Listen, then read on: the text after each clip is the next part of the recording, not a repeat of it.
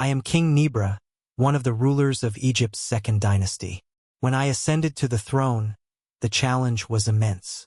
Egypt was divided and unstable after a period of turmoil in the first dynasty, and it was my duty to restore security and prosperity and unite the territories under one flag, so that every Egyptian felt they were part of a great entity. At the start of my reign, peace was not just a word.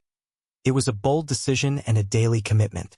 I strengthened the central authority and developed a well-organized administrative system to oversee the affairs of the kingdom. I also instructed the priests to revive the ancient religious rituals and dedicate them to my name, understanding that the legends and rituals would grant the king symbolic power and rally the people around me as a sacred figure. Stories about my divine origins spread, and the myth grew. Some began to believe I was the son of the gods, sent to bring stability. But I didn't just aim to unify Egypt. I wanted every citizen to feel a sense of belonging and loyalty. So, I dispatched envoys to all regions, spreading messages of unity and my vision for a strong Egypt. I also supervised the construction of public buildings and temples to strengthen the spiritual bonds among the people and leave a legacy that would endure long after my reign. Over time, however, I sensed a threat to our southern borders. Nubia, our southern neighbor, was an ambitious power seeking to expand its influence, potentially threatening our trade and our wealth in gold and precious metals.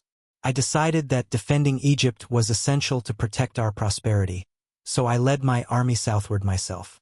Our journey across the desert was grueling, under scorching sun and fierce winds. It was not just one battle but a series of fierce clashes, where we fought with courage and determination. I stood at the front lines, defending my soldiers and inspiring them with my courage.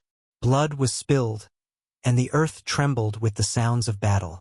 Despite the hardships, we returned to Egypt victorious, bringing spoils of war and securing our borders. I felt that I had fulfilled my promise to my people by safeguarding our lands and interests, but I knew that strength alone wouldn't sustain Egypt. We needed internal resilience, too. I ordered the construction of large storage facilities to secure grain and food for times of drought, ensuring the people's safety even during tough times. I also initiated irrigation projects and oversaw canal construction to nourish the soil and increase its fertility. My vision was to turn Egypt into a green paradise, abundant in crops, where every citizen could live with dignity and prosperity.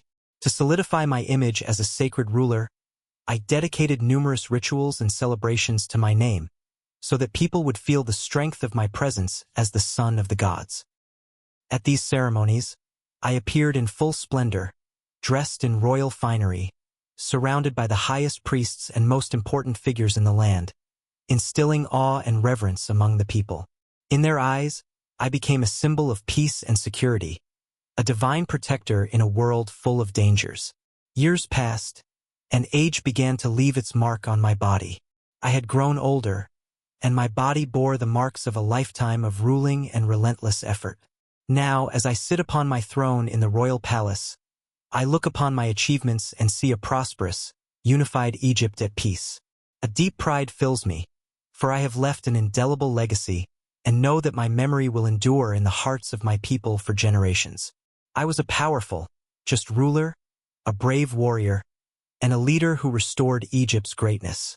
Now, as I pass on the throne to my successor, I am confident that I have fulfilled my promise and that Egypt will continue to be strong and stable, thanks to the foundations I have laid, which will remain steadfast for centuries to come.